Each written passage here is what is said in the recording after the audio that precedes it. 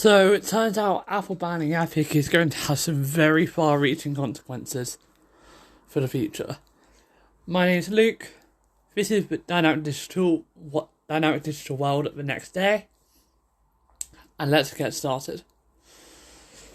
So, for those of you who are unaware, basically Apple and Epic are embroiled in a massive legal battle right now that started last week when Epic decided that they wanted people to pay them directly. They're giving 30% of what they pay to Apple, therefore leading Epic to have to increase its prices so they still get the same amount of money.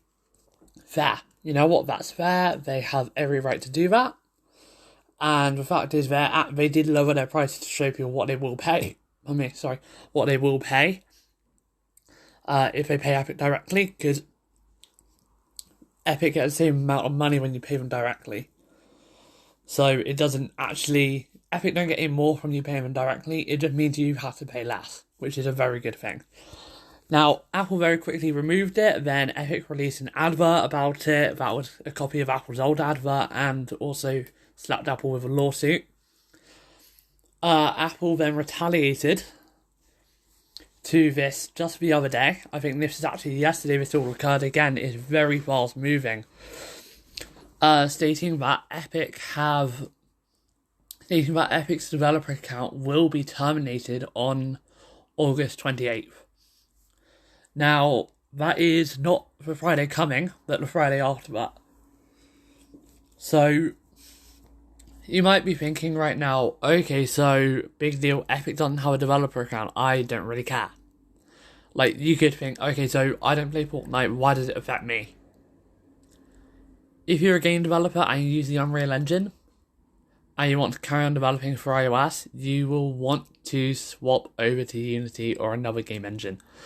So, it turns out that the consequences of a developer account being terminated are much bigger than even I thought. So, it recently came to light to me today that, or actually just after I recorded my episode last night, and it was only recently made clear then, was that Unreal Engine would no longer be able to be used to develop apps for iOS or macOS. The tools to do that would have to be stripped on August 28th unless Epic comply with the App Store guidelines. So, for those of you who are unaware, Apple's restrictions, almost illegal restrictions by the way, I would definitely be calling them illegal right now. What they're doing is verging on that line, if I'm not crossing it.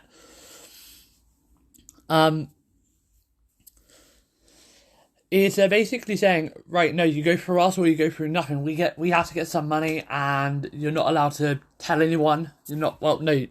You tell people because it's in their terms and stuff and for the public to view.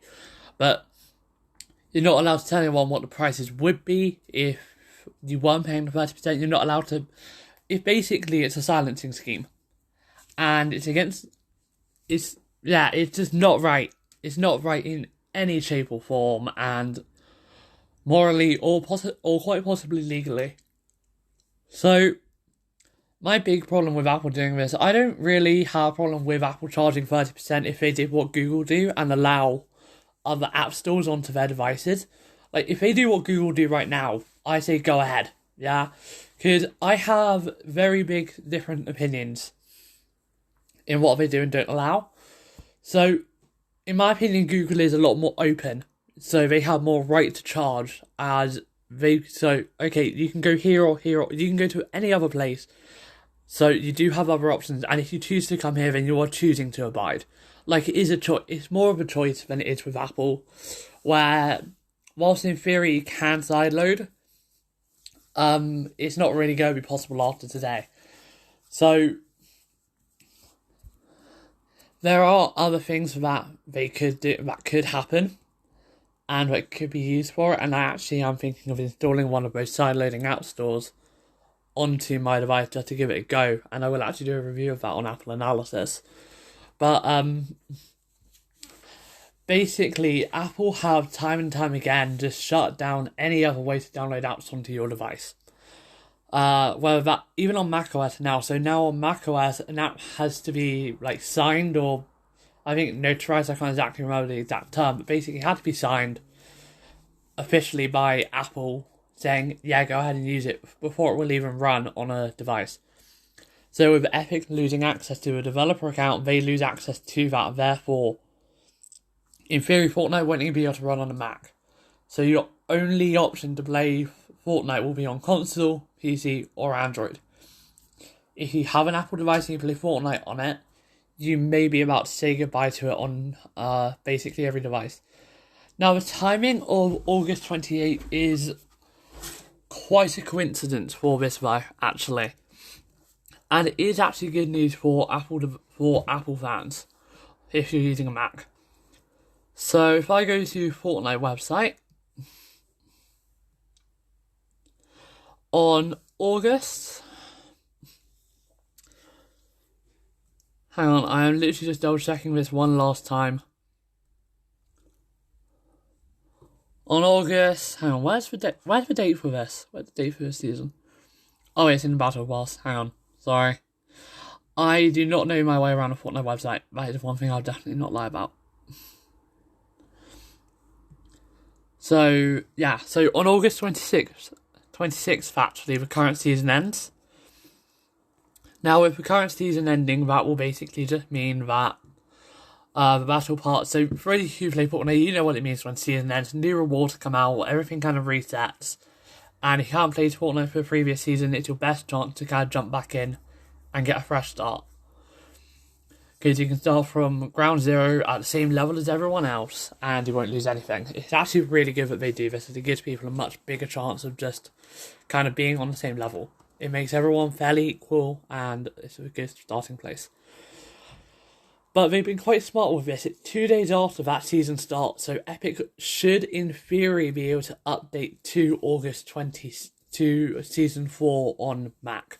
iOS and iPadOS devices will still be blocked, and you won't get it on there, unfortunately, unless either Epic then makes the necessary changes, or just Apple just change their policy because they realise that they're being stupid. But regardless of what happens there, on August 28th and onwards, you will lose access to developing apps with Unreal Engine. In theory, as far as I can tell, that's the worst thing out of all of this. So, I'm actually going on to the Verge article now, because I've been speaking for what I remember, which is accurate for the record. And wait, where is it? Oh dear. Sorry, it's a massive day. Also, we do have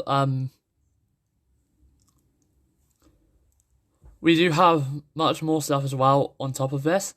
So, but that'll be coming in a later announcement. So, as for Epic, though, I still can't believe that they've actually done this. It's harsh. So, yeah, so The Verge have now fired back at Epic, saying that they won't make an exception for them. It's unclear if Epic has actually asked for this exception exactly. In fact, Epic did make a clear point of saying that they don't want one. But basically, with them not being part of the Apple developer program,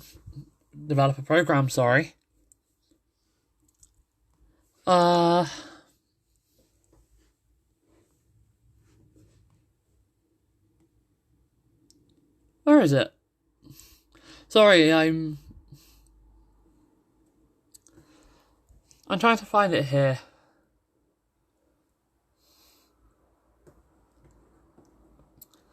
Okay, as far as I could tell, this would definitely go remove Unreal Engine. I can't see it exactly on here. Sorry, news is still flowing in, so definitely hard to find. So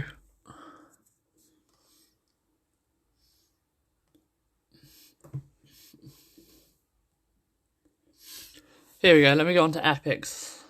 Oh no, that's just the lawsuit that they filed. Gosh, I know I did see this. I can't remember where I saw this now, though. Yeah, I'm sorry, I can't actually find this. It's a lot of different places that I'm getting all of this information from. But as far as I'm aware, yeah. So here we go, I got it now, actually. So this is on from a 9 to 5 Mac article that Epic have claimed this. And why does my app keep on crashing today? Sorry about this. So, yeah, if you're wondering why it's being a bit glitchy, just my app keeps on crashing. Yeah, I need to read all of this. So, Epic claims that the developer account terminating will be a threat to Unreal Engine, as basically Epic cannot develop future versions of Unreal Engine for use on iOS or macOS without access to the material that's used to... Yeah, it is going to officially just stop Unreal Engine from being used in future versions for iOS and macOS development. So, if you use iOS or macOS, then from August 28th, I strongly recommend you try and find a way to migrate your program over to Unity unless it gets sorted. I'm not slamming on Epic here. I love Unreal Engine. Personally, it's not the one I use on a day-to-day basis. That's just personal preference. It's a very good engine and it's very capable. I do mean to try using it again. It's just more of a programming language thing for me. Yeah. So, you know. And some people are saying, now, this happened on August 17th, so not quite a fortnight, but it's basically a fortnight now. So it kind of,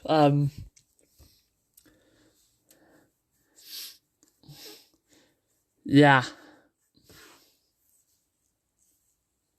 Yeah, it's an exact fortnight, and it's kind of funny in a way, because they're just like saying, look, your name's Fortnite, fine, we'll give you a fortnight. But seriously though, Apple are going to be stopping a lot of developers from developing in the future if Epic can't update the Unreal Engine with new tools. Now, we're not sure how this will stop current developers, but I definitely don't think it's right. Now, as far as we're aware, as far as I'm aware, Google are not planning on doing the same for Android, and in terms of developing tools for Android, it's open source anyway, so they wouldn't. But in terms of Google Play Store account, I don't believe that has been terminated. I don't know if it will be terminated, but as far as I'm aware, they have not terminated it. They just blocked the Fortnite app from the store. I believe they may still have other apps on there, actually. I'm unaware, but my point being that, yeah, this is the way it works, but at the end of the day, it's wrong. And Apple do have some things that I would definitely consider illegal in their terms of service. Like, if you have a workaround, even if it's not directly through the store, then I think there's more of a reason to have it. But when it's no workaround at all, apart from things that, aren't officially sanctioned,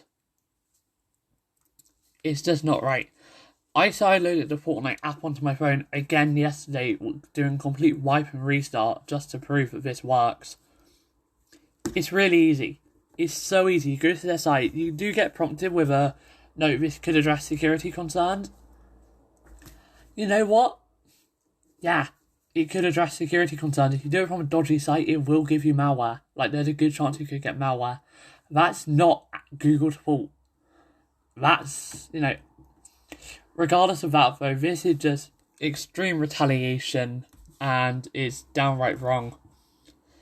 So, yeah, let me know what you think. My email, as always, is luke@dynamicdigitalworld.co.uk.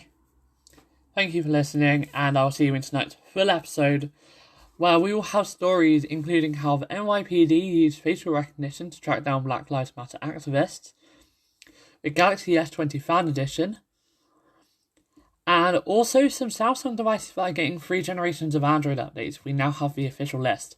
I'm not going to go over everything today, just because I want to save some things for later, and I don't know what else is going to come out.